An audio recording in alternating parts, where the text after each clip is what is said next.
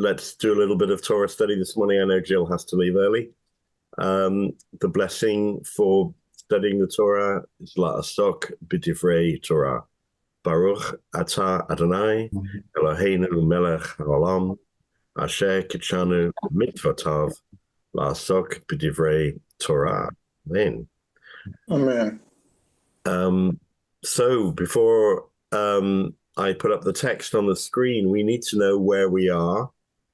It's going to be actually a very important question later on. Where are we in the text? Does anyone remember? On the shores of the sea. Okay, we're coming to the end of the book of Exodus. In terms of the literary 5 books, we're kind of it's like halfway, really, in a way. Not exactly, because Leviticus is probably halfway, but secondly, like the end of the first part, and inside the book of Exodus, we are in this latter third of the end of the book of Exodus. It's going to be really important to note where we are. In terms of the story, where are we in the story? Where is Moses and the people? Where are they? In the desert. Yeah. Where have they just come from? From Sinai. Yep, good. So they've come. The whole Sinai episode has come to an end. Going up the mountain, down the mountain, up the mountain, 2 tablets. They've experienced the first break in their relationship with God, which is what happened? Golden calf. The golden calf. The very Yes. golden calf. Yeah, very bad incident.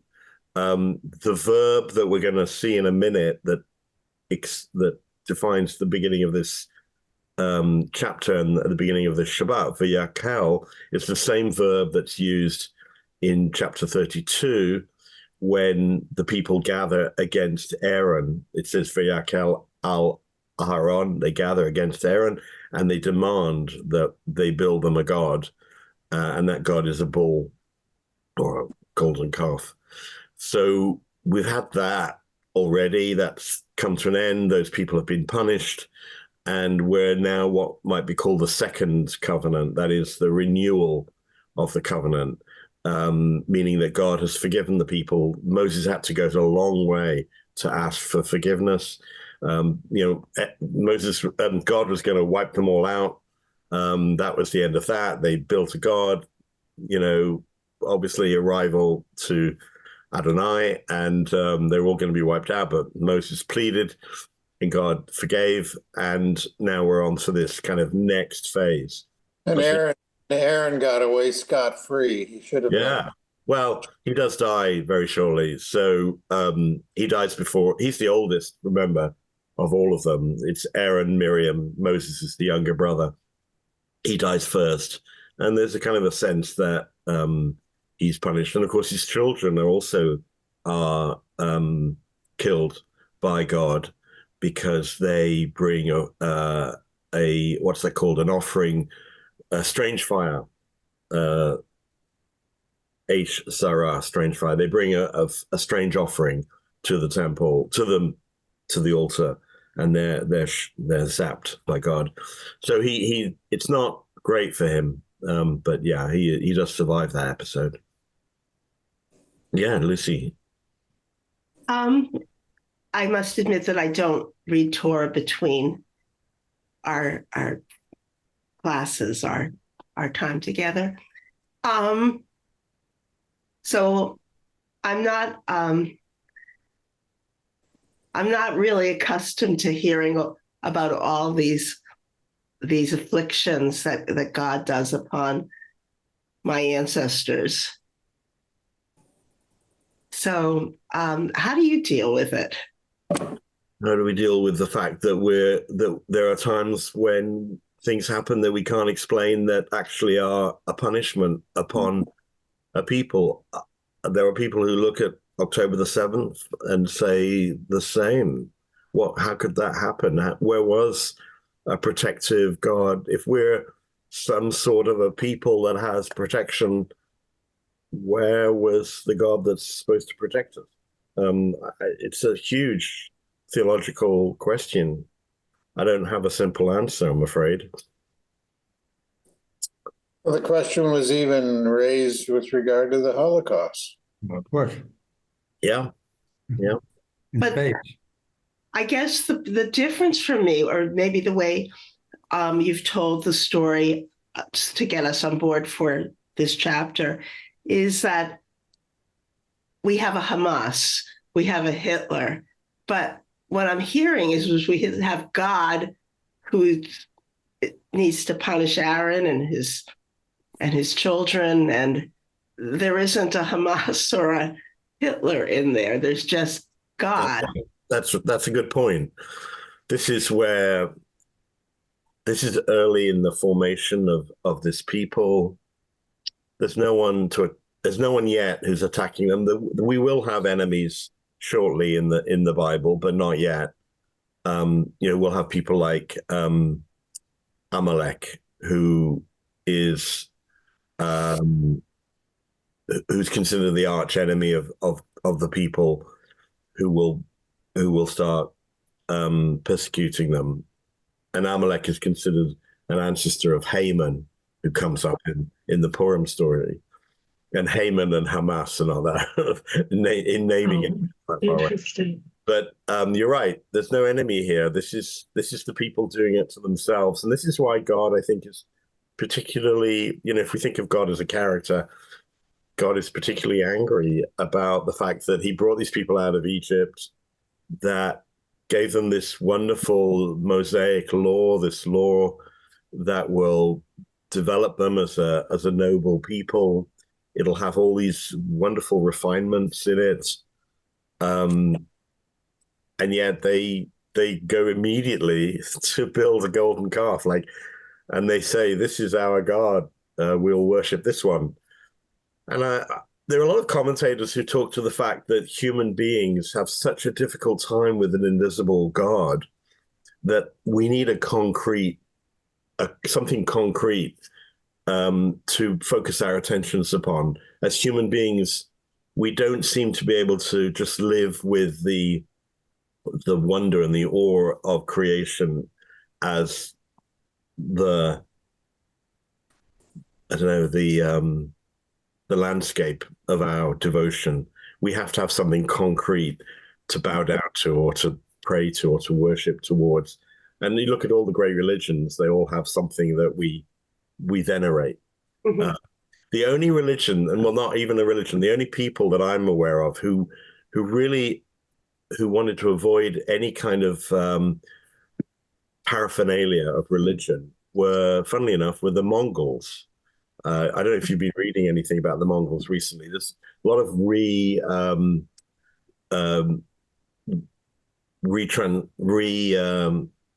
rethinking about the Mongols.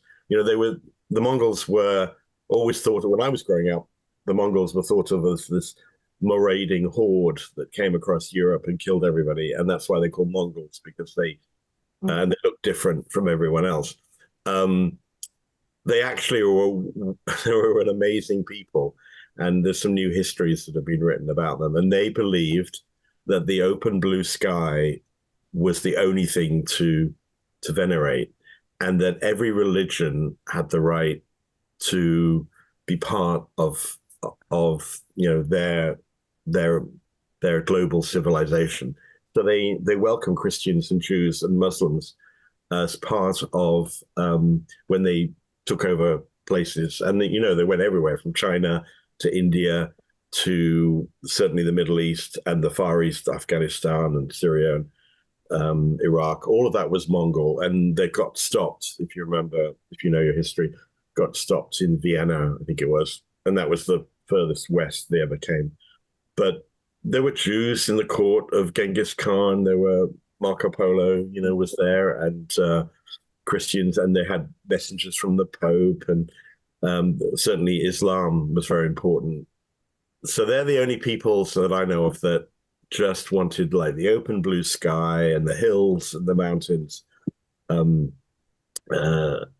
apart from, of course, native peoples, I suppose, like North American Indians and Australian Aboriginals. But the Mongols were a civilized people. They read and write, they trade, they have money, they weren't ignorant or illiterate. So anyway, we're off course. But people need something concrete to worship, to venerate. And we've created, of course, a lot of rituals and ceremonies and customs that does that. Gail? And Lucy's question, I think, is partly about punishment seeming sort of unfair, and how can this be God? And for me, I had a kind of crisis of thought when it was after the slaughter of the children in Newtown, Connecticut. I literally couldn't let the story, I couldn't wrap my mind around it. I was having a terrible time with it. And I went back to the Hebrew Bible, really for the first time in a long time, looking, and there would be whole stories about how someone did something and the entire village, 500 people, men, women, children, they're, okay, we're gonna wipe them out. And then some of these things about the sins of the fathers down through the generations. And for me, in order to even incorporate Newtown, the notion of collective guilt, not just one person, the shooter, I said, I'm responsible. We are in a society that tolerates more firearms than human beings, and anyone, including the mentally ill, can get a gun. And okay, candidates that, but I'm not doing everything I could do, I guess. I mean, and if we tolerate those, it is inevitable that one of these people will pick up a gun, and we see it almost literally every day, them doing that, as long as we tolerate it. And, with Dick's work too, the same thing, as long as we tolerate cigarettes the way we used to. Yeah. People, including children who were exposed innocently, are going to die from them.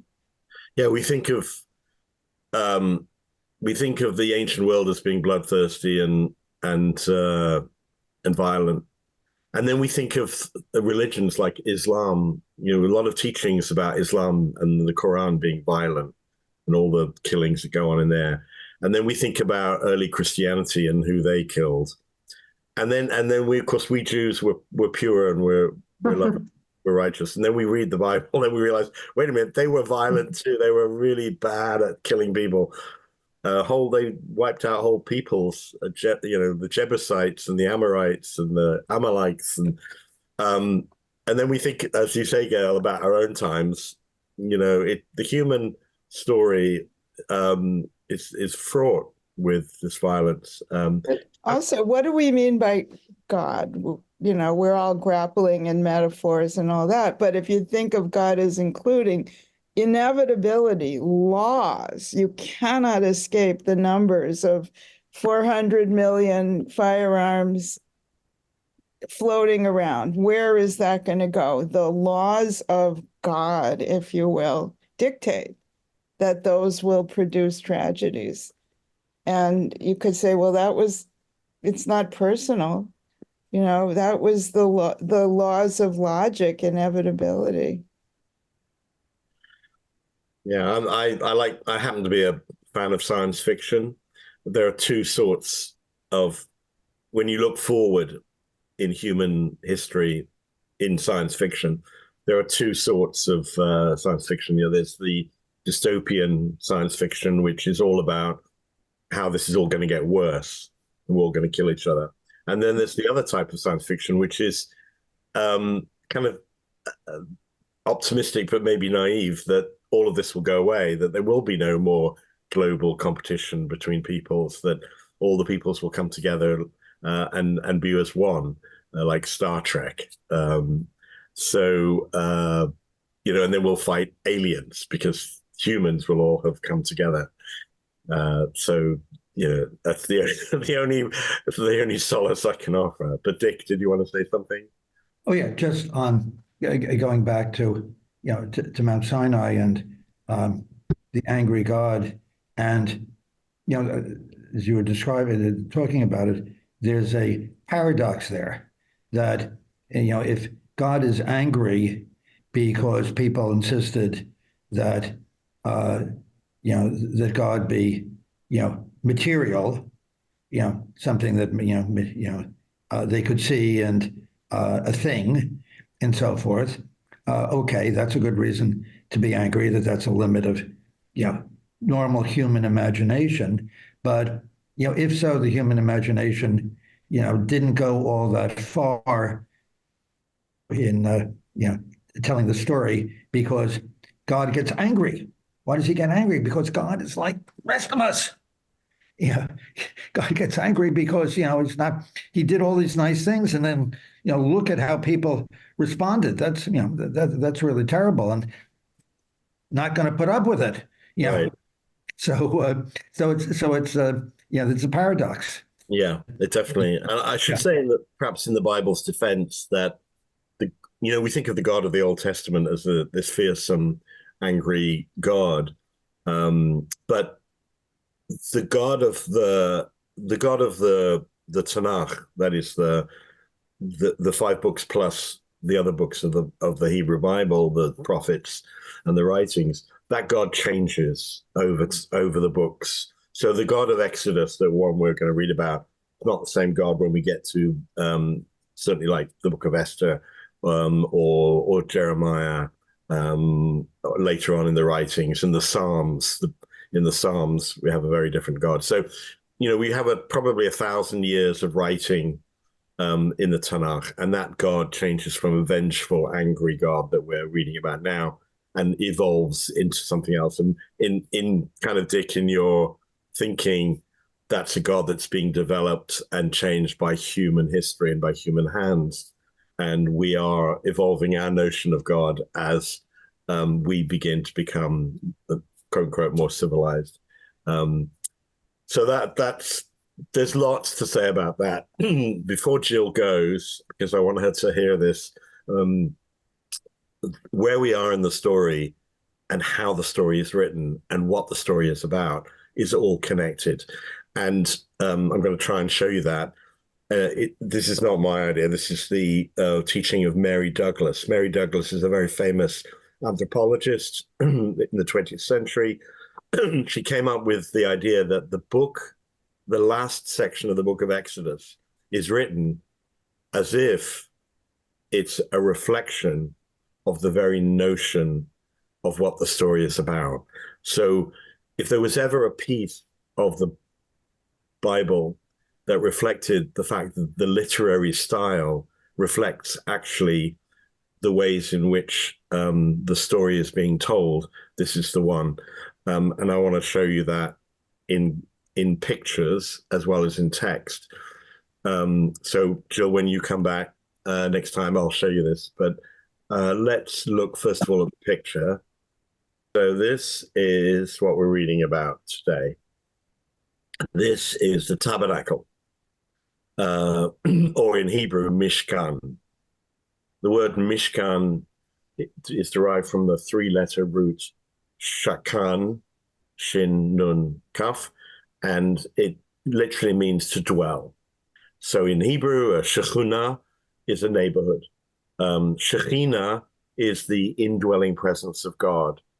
Mishkananot Sha'ananim is a neighborhood in Jerusalem. So Shaken or Mishkan is a dwelling place, but it's a dwelling place of people, but it also has this element of holiness attached to it. So Mishkan can mean the dwelling place of God as well. So here we have the people, the Israelites in the desert, and they are building this tabernacle. There's the tent. The tent has kind of awnings. It has a cover on the front. It has a wash bowl, what's called a laver here, and it has an altar, a 4-horned altar here for the sacrifice. not only of animals, I mean, some animals, but also a lot of burnt offerings that are grain. We think of the Mishkan and the temple as having lots of blood around. There was some, but most of what they're burning on this altar is grain and produce. And it's supposed to be sweet smelling, so there's incense and aroma. It's not supposed to be an awful experience. It's supposed to be a sweet experience. Here you have the boundary, and there is a gate at the front.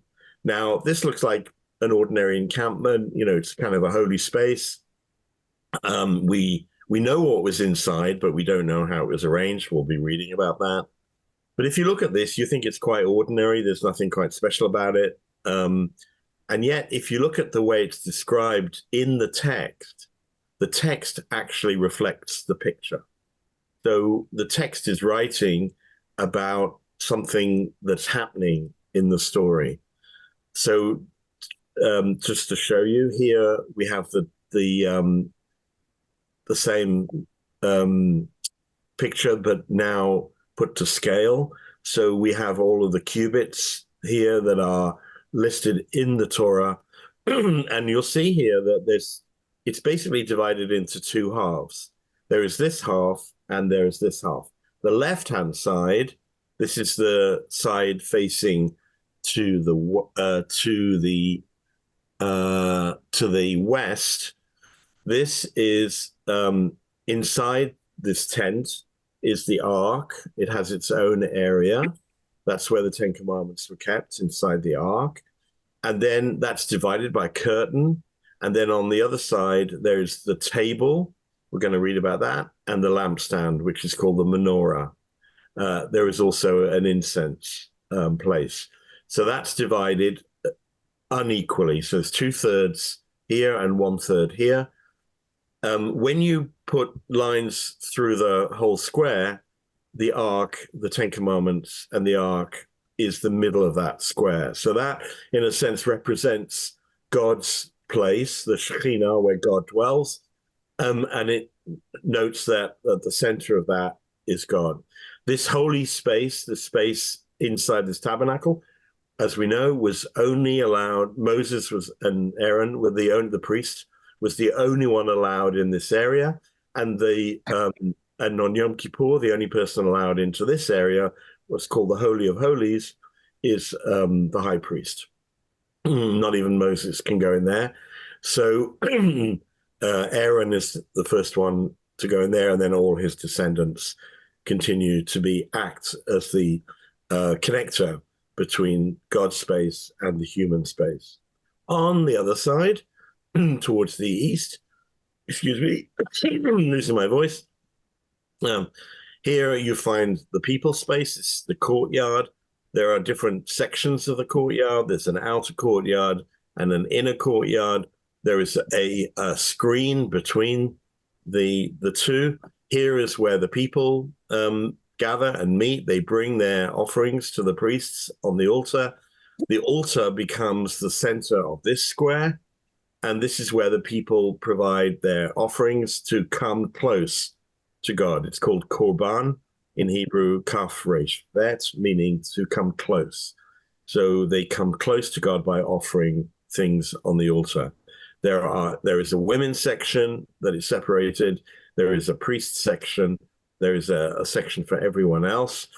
And there is a doorway here for people to enter into the courtyard. So we have, if you like, two equal squares. We have God's presence. We have human presence. This, of course, does reflect the way in which the synagogue is eventually designed. Here we have the ark, God's place. Here we have the people, our place. These two are equal. They not only reflect the tabernacle and what it's trying to do, but interestingly, they also reflect the book of Exodus. The text itself is like materialized in this drawing. So this space on the right represents the people's experience. That is the first part of the book of Exodus. It's like we enter the book of Exodus. We go into the experience of becoming a free people. We're leaving Egypt. We we are led by Moses, and we come into the experience of freedom. We then get into the second part of the book of Exodus, which is a description of the building of the Mishkan, the very tabernacle we're talking about. This relates to where to place God in the presence of the people, how to think of God. We think of God at the center of the experience, both physically and metaphysically. So we have a description that is trying to place God in the context in which God will dwell amongst the people. That experience is only allowed to be witnessed by Aaron and Moses. Mary Douglas suggests that both the text and the thing it's describing are both relating to what's happening to the people as they become a people, and is a reflection of why the book of Exodus is written the way it is, which is having a first half about liberation and the second half about holiness, and that holiness we're looking at today. Okay. Any thoughts or questions before we actually look at the text itself? I'm wondering how often, do you have any idea, would they move around? I mean, we know they were nomadic. Would it be every week, every month, twice a year? Because I was thinking that's a big thing. Well, we know there's 40 years of wandering, 38 of which are done, 38 of which are the real wandering, and 2 of which are sitting, waiting to enter the land. So there's a lot of wandering. I would say they move on every month or so. But even after, I mean, didn't they have this as their place for many years later? And they kept having, weren't they still nomadic then? No, once they get into the land, they establish themselves as a people with a central worship place. So they would put that thing until they built the temple in one place. It was exactly. We don't have a lot of knowledge about that, and remember, when they get to the land, Jerusalem is not yet their capital, because they don't actually conquer Jerusalem until King David. So first of all, there's a whole history of people who are leading. They're called judges, people like Deborah and Samson and those people. So the judges come first, and it's a kind of a war, what do we call that? A war. Each of those are warlords or clan leaders, and they have different places where they settle and dwell. There are different centers of Israelite life when they're entering the land of Israel. Shiloh is one, Bethel is another. It's not until King David that we get the center being in Jerusalem. And even when David establishes Jerusalem as the center, David's grandson, that is, you get David and then we get Solomon, and then Solomon's sons fight and they split the kingdom into 2. So then we have a southern kingdom and a northern kingdom, and the northern kingdom established their own capital, effectively in Samaria. So we don't have, that's a whole other story. I'll talk about that when we do the history of the Holy Land. But let's continue to think about the desert itself and the Mishkan, and as you rightly say, the movable. So here we go. Let's begin. Chapter 35 of the book of Exodus. Gail, why don't you start us off? Okay. Moses then convoked the whole Israelite community and said to them, "These are the things that Adonai has commanded you to do. On 6 days, work may be done, but on the 7th day, you shall have a Sabbath of complete rest, holy to Adonai. Whoever does any work on it shall be put to death." Talk about punishment. Wow. Yeah. "You shall kindle no fires throughout your settlements on the Sabbath day. Okay, so I just Okay. want to pause there. We're about to enter into a whole section about the building of the tabernacle, but it starts very strangely with Shabbat. I've talked before about what it might mean to put to death. Yamut obviously it's a drastic consequence, but it may or may not mean death in the same way we think about it physically. But let's put that aside for a second. Why do you think the building of the tabernacle, the building of a holy space for God's presence, starts with Shabbat?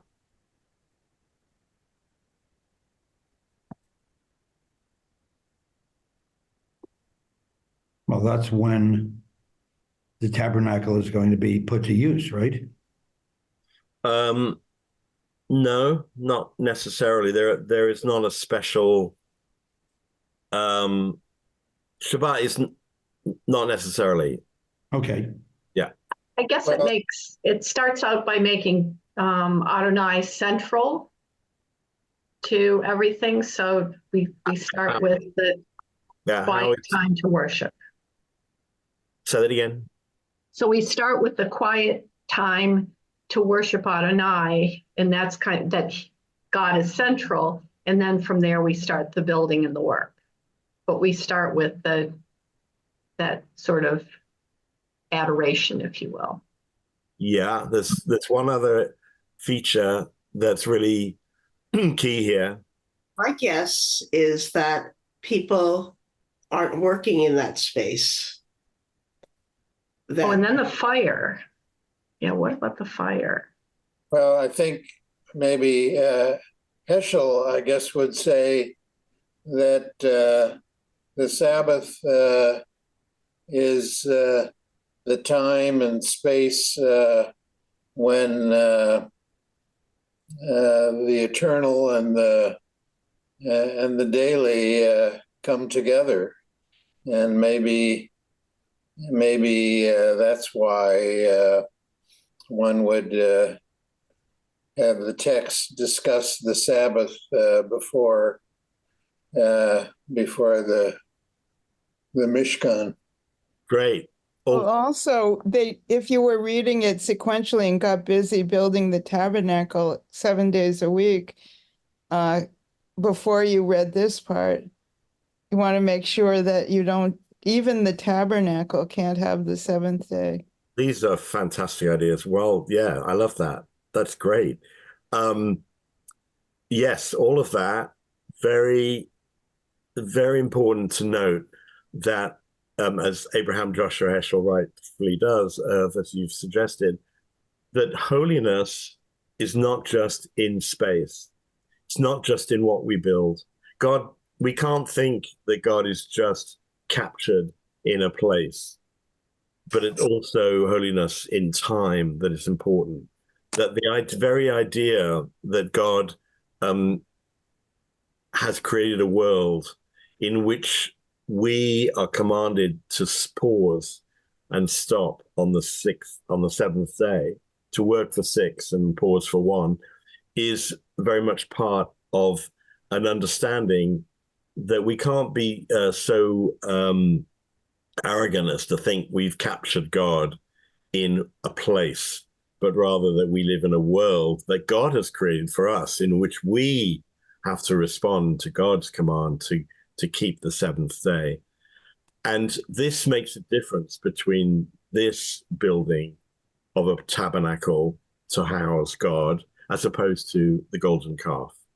The golden calf episode is also about building, and we will be reading in a minute about all the things people brought to build it. We have almost the same language when they build the golden calf. But in this passage, we begin with a recognition, a reminder, as Gail says, a reminder that actually don't think of yourselves as so clever that you think you can put God in a box, because actually we live in the box that God has given us. And this again relates to the idea that the book of Genesis is that book that tells us about God creating the world, the book of Exodus, this last part of the book of Exodus. It's about us trying to recreate a box in which to put God, but we have to remember that that box inside a bigger box, which is the box of creation. So the book of Exodus is, if you like, is a mirror of the book of Genesis. The book of Genesis is about God building us a world to live in. In the book of Exodus, with all of its laws and all of its commandments, that's a world in which we're trying to build, in which we think justice and compassion and the right thing will be done. But we have to keep remembering that our world is just part of a bigger world, and we always have to remember that. So it's a wonderful reminder of the fact that we are living in a world that has a corrective to it always, that's about holiness. And holiness isn't what we just create. Holiness is a world in which we have to admire what God has created. So having had that little prelude, we now come to the actual build. So maybe Irv, will you read for us? Moses said further to the whole community of Israelites, "This is what Adonai has commanded. Take from among you gifts to Adonai. Everyone whose heart is so moved shall bring them. Gifts for Adonai, gold, silver, and copper, blue, purple, and crimson yarn, fine linen and goat's hair, tanned ram skins, dolphin skins, and acacia wood, oil for lighting, spices for anointing oil and for the aromatic incense, lapis lazuli, and other stones for setting for the ephod and the breastpiece." Great. So, first of all, we start with collecting from people. Often when we're thinking about building a building, we'll think about the foundations and building it up from the bottom and getting all the big pieces together. If you're doing IKEA, if you're building something from IKEA, you make sure you get all the big pieces ready, and then you open that little bag and it has all the little things in it. This is the opposite. We're starting with the people. We're starting with everyone who is so moved. In Hebrew, nadav libo.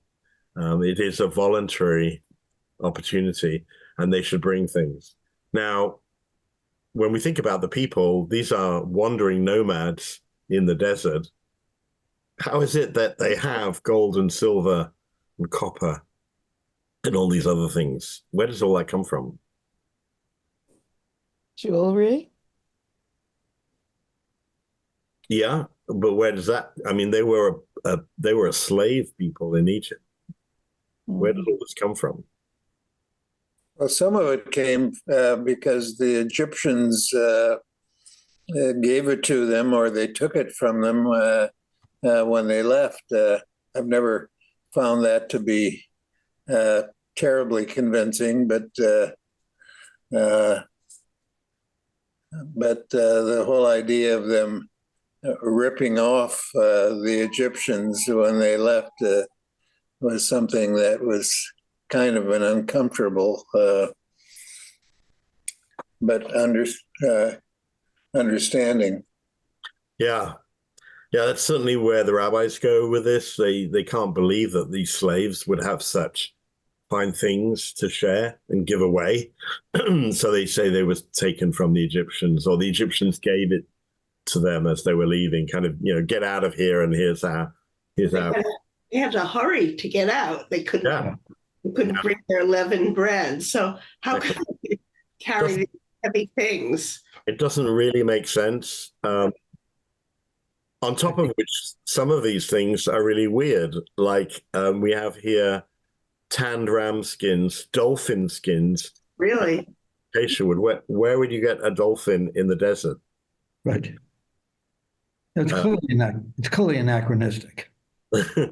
Clearly, yeah, this text is written rather less perhaps historically and more for the purpose of justifying the fact that the Mishkan becomes a richly decorated and finely constructed piece of work, and again reminds us that this is really not history. This is literature.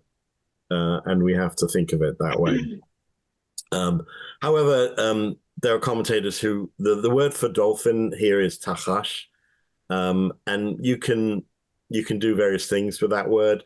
There are various translations. I don't know if you have different translations in front of you, but there are various translations that suggest that it could mean tanning a skin, kind of looking like a dolphin skin, but it's just a tanned skin.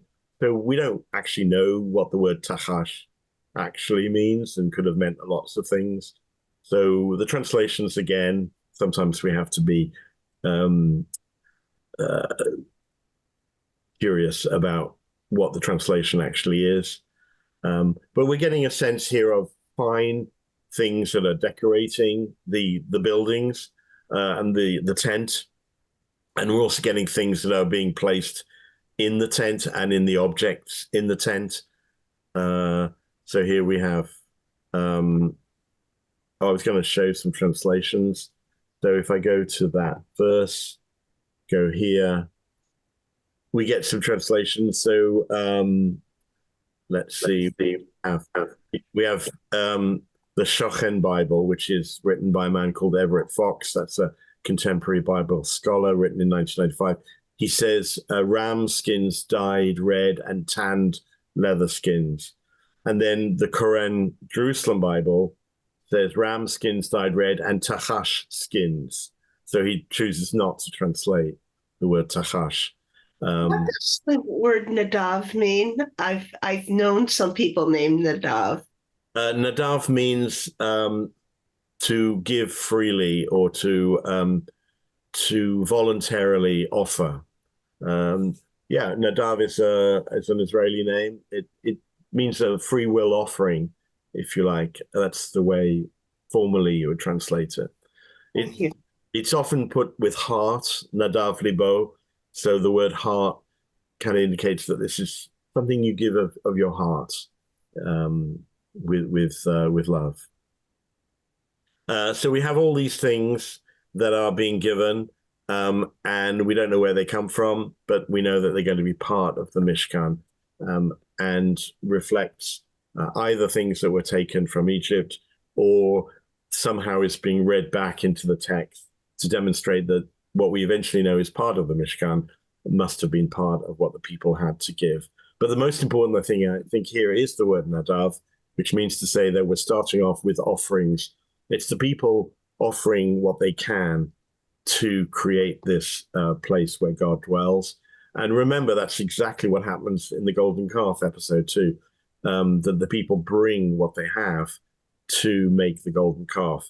And of course, if they've already given their gold to build the golden calf, now they seem to have more gold to build the Mishkan. So it's all a little bit suspicious. Okay, let's go on from here. What is an ephod? Oh, an ephod is the breastplate of the high priest, and on the breastplate are 12 stones, and these 12 stones represent the 12 tribes, and they're kind of a divining device for prophesying the future. It's called in Hebrew, ephod, and in English, ephod, meaning we have no idea what it is.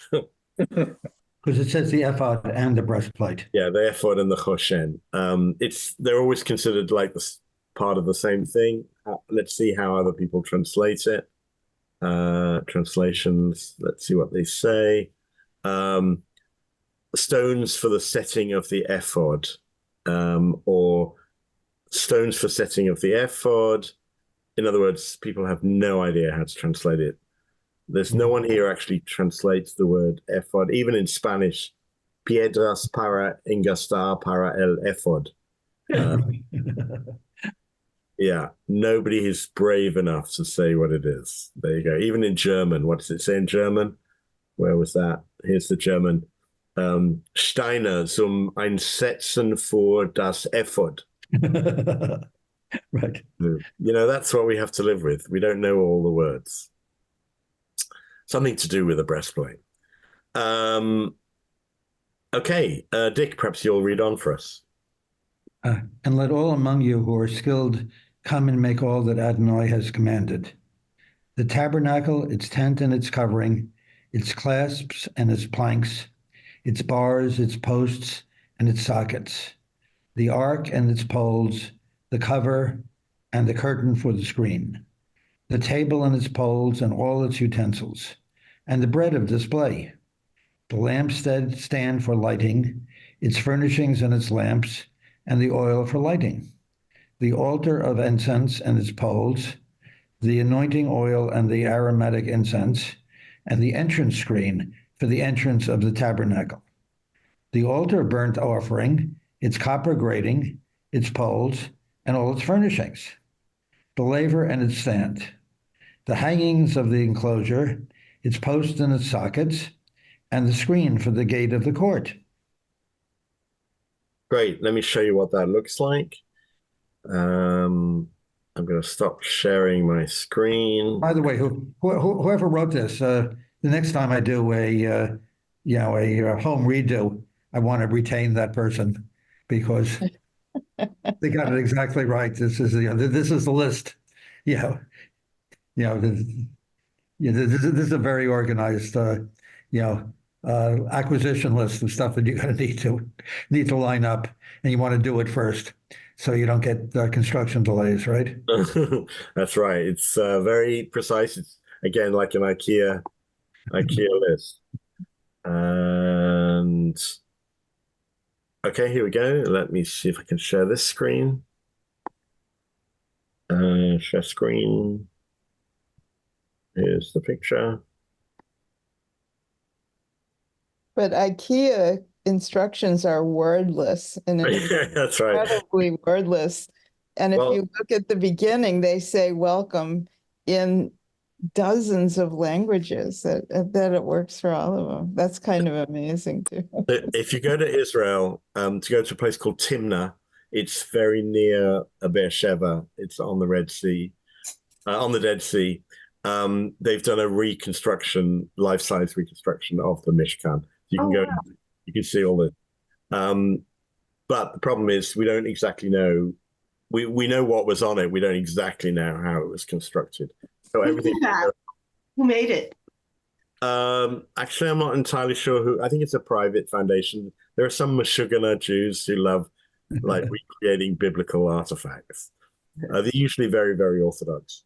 But here's the lampstand, which we call the menorah. Remember, there are 7 branches to the menorah in the temple, and many synagogues will reproduce the menorah at the front of the synagogue to remember the menorah in the temple.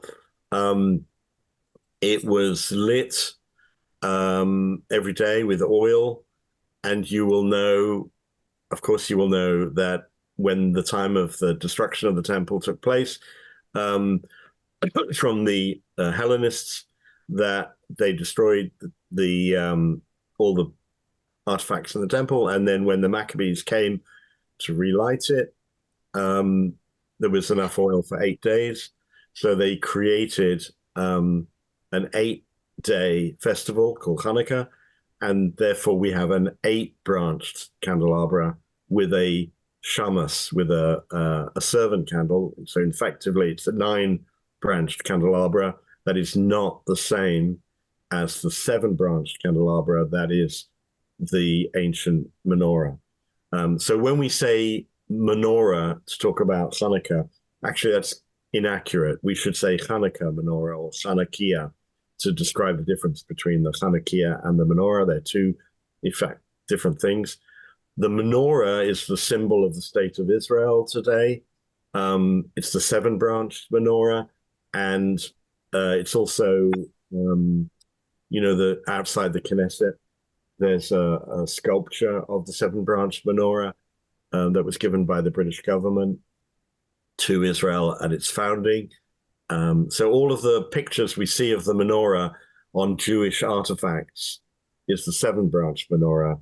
The Hanukkah menorah is reserved for Hanukkah.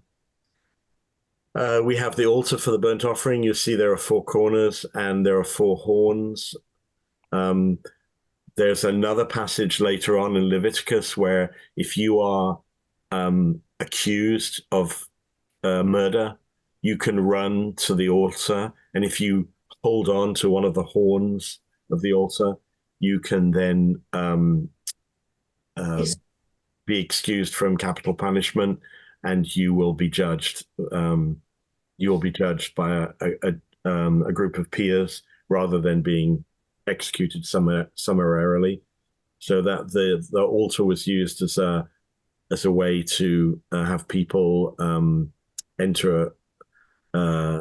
move away from this idea of killing someone who's killed one of your kin, but that justice would prevail in ancient Israelite society as long as you kind of reached the altar and took protection there.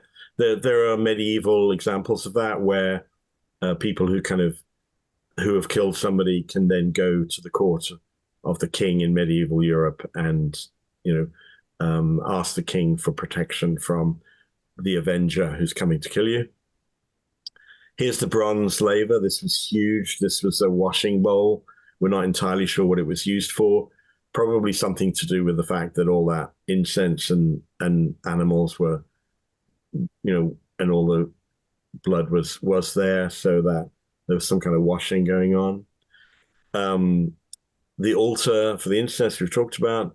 The ark, which was inside the tabernacle, and on top of the ark, there were the poles for the ark for carrying it. You weren't allowed to touch the box. This was a gold box inlaid with gold, which had the ark and the Ten Commandments inside it. And then the poles were used to carry it. And on top of the ark were cherubs with wings, and they were facing each other, looking at each other. And this was very much a feature of the ark. And then there was this very, very strange device called the table for the bread of display. This was bread. It was baked weekly, which is why we have 2 chalot on Shabbat. And all this bread was placed on the altar. I mean, I suppose it was for the feeding of the god. And again, relates to some ancient practice that they thought the god needed something to sustain the god. So these were the objects that were part of the tabernacle.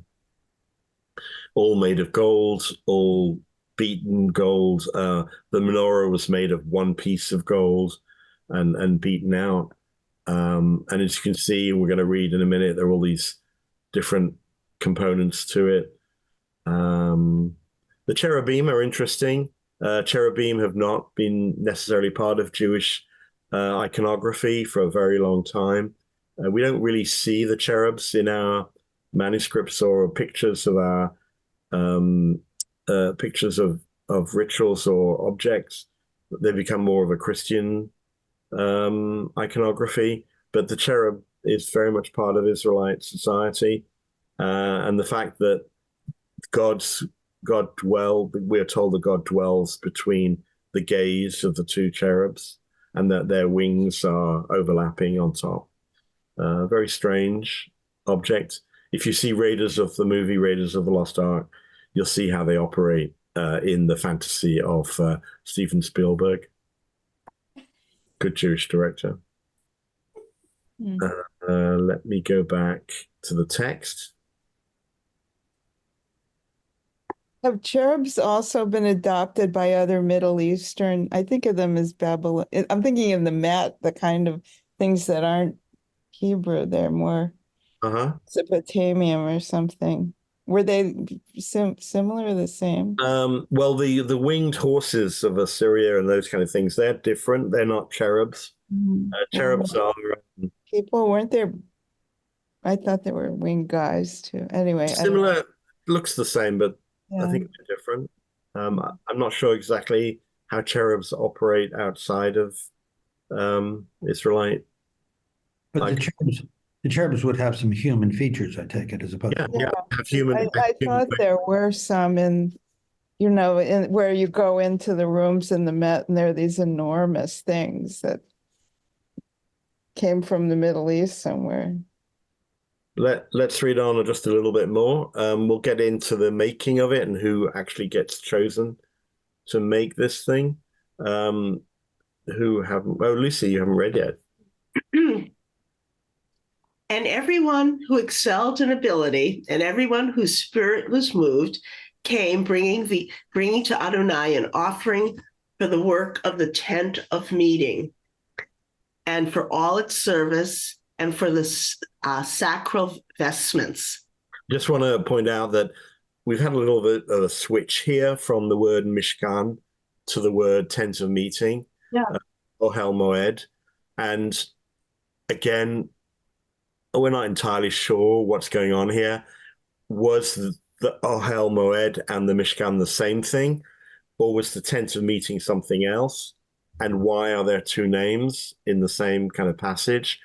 Some people suggest that there were two things, because tent of meeting would suggest that this was a place that people would go into, and that's not what the Mishkan was. The Mishkan was only, as I said, for one person to go into.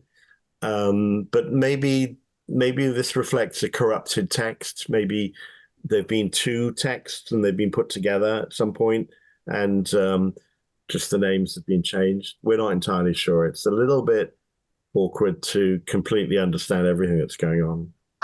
What I was thinking can we go back to what I just read? The tent of meeting, the first thing I thought of was Beit Knesset, because that is called a house of worship, right? But it means a group of people. Yeah, exactly. We're not entirely sure what's going on here. But we're going back to this collection of stuff that's being put in it. Men and women, all whose hearts moved them, all who would make an elevation offering of gold to Adonai, came bringing brooches, earrings, rings, and pendants, gold objects of all kinds. And everyone who possessed blue, purple, and crimson yarns, fine linen, goat's hair, tanned ram skins, and dolphin skins brought them. Everyone who would make gifts of silver or copper brought them as gifts for Adonai. And everyone who possessed acacia wood for any work of the service brought that. And all the skilled women spun with their own hands and brought what they had spun in blue, purple, and crimson yarns and in fine linen. What else did they have to spin with back then? What do you mean spin with?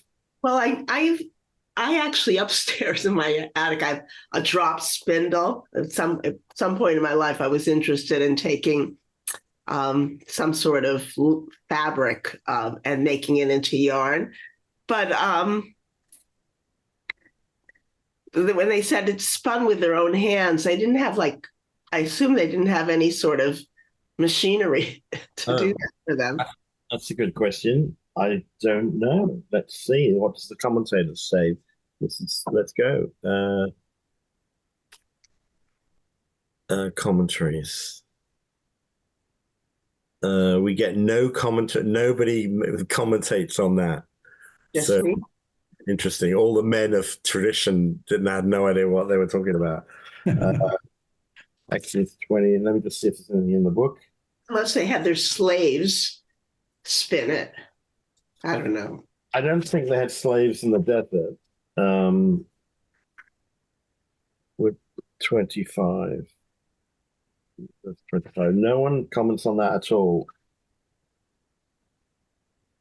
Nope, sorry, can't tell you. And let's just go forward a little bit. I want to get to one last thing here. Yes, verse 30. Okay. And Moses said to the Israelites, see, Adonai has singled out by name Betzalel. That's a art school, right? In Jerusalem. Betzalel, son of Uri, son of Hur, of the tribe of Judah, endowing him with a divine spirit of skill, ability, and knowledge in every kind of craft, and inspiring him to make designs for work in gold, silver, and copper, to cut stones for setting, and to carve wood, to work in every kind of designer's craft. Great. So here we have this selection of somebody who seems to be a great talent. His name is Bezalel. Bezalel literally means in the shadow of God. So here is someone who's going to become the creator. You remember that the book of Exodus kind of reflects the book of Genesis. And here in the last part of the book of Exodus, we get the idea that there's a new creator in the shadow of God. And here this reinforces this idea that human beings are trying to emulate God in creating a sanctuary in which God can be worshipped. Bezalel becomes that person. And he's endowed with three things. And in the Hebrew, verse 31, we have Chochmah, B'tavuna, Uvada'at. If we take the first letters of Chochmah, which is wisdom, and the first letters of B'tavuna, which is Bet, so we get Het, Bet, and then Da'at, which is knowledge. So we get Het, Bet, and Daled. We have Chabad. This is where Chabad gets their name. So Chabad consider themselves like Bezalel, full of wisdom, tefuna, skill, and da'at, knowledge. Oh, Lord. So that's where the Chabad Judaism comes from. That's what they use to describe themselves. They think of themselves like Bezalel, being the people who can be the only people who can, if you like, create and design the place in which God is going to dwell. And that Bezalel then designs and cuts and carves everything to make the Mishkan. Can I just go back to Lucy's question? I was intrigued. I Googled spinning in the Hebrew Bible. It's mentioned once. Here, that's it, which means what are they? And then there's a lot of chat about what was available for spinning, and it's mentioned twice in the Gospels in the New Testament. That's it. So it's why that's it. We read the entire Hebrew Bible text about spinning. Right. So here we are. We are in the middle of the desert. We are building a sanctuary for God, which is what we think God wants of us. We've singled out a special person, not Moses. Moses has done his work, and not Aaron. Aaron is going to be the person who serves this Mishkan as a priest, but we're going to have this guy, Bezalel. As you said rightfully, that becomes the name of the first school of art in Israel. Obviously not coincidentally. And he is the one who then becomes the person who designs and crafts and makes this very special place, the Mishkan, which moves with the wanderings of the people of Israel. So every time they move, they have to dismantle it and then recreate it every time they settle. And this is the place they bring their offerings. As we've said, there's half of it devoted to their gathering, half of it devoted to God's place in their midst. And this sanctuary is a mini replication of the whole of the idea of God creating the world, in which we have half and God has half. There is a center in our world for us and a center in our world for God. And therefore the book of Exodus is the writing of the book of Exodus and the way it's described is a mini reflection of a larger idea that we live in a created world in which we also have a place and God has a place. So the whole thing are like boxes inside boxes, like that Russian doll that you take out and you have all the little pieces inside. And therefore, again, goes to remind us that the book itself is a piece of poetry that reflects the very nature of the theology it's trying to teach. And therefore, it's not a history at all, but rather it's a literary device to remind us of the world in which we live and the world in which we inhabit. And therefore, we read it every week, not merely to remember our history, but really to reflect on the purpose of this writing, the sacred writing, which is about our place in the world of creation and what our purpose on earth is to become and to be. And as I say, if there's there's no better way of thinking about the Bible as really an act of devotion, an act of thinking about our place in the world. And although, of course, it is about the history of our people, and it's a very powerful story about an ancient people and what they're trying to do, that's what children are supposed to learn and think about and enjoy. When we get to become adults, we're trying to get to the next level of understanding about this sacred writing.